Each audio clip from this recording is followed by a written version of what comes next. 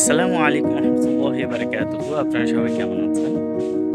আশা করি ভালো আছেন। অনেকদিন ব্যস্ততার কারণে আমি ভিডিও করতে পারছি না বা ভিডিও স্ক্রিপ্টও তৈরি করতে পারছি না। আবার ভিডিও বানাবো সেটার সময় আমি পাচ্ছি না।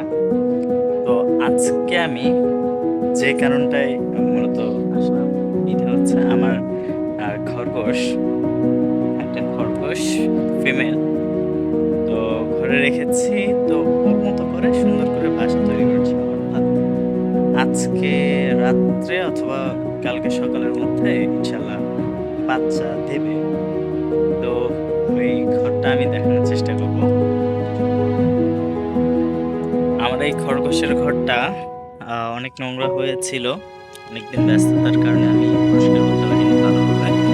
তবুও এখনো ভালো করে পরিষ্কার করা হয়নি। তো এই খরগোশটা আলহামদুলিল্লাহ মা হয়েছে।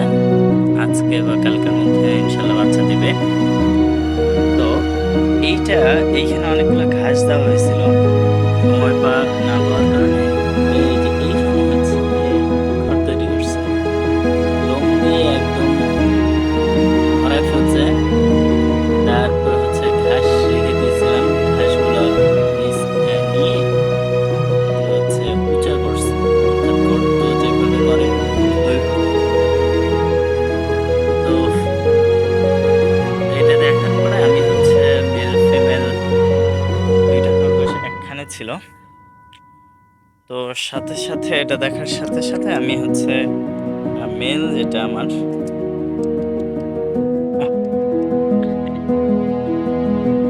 সিঁড়ি দিয়ে নেমে গেল। মেল যেটা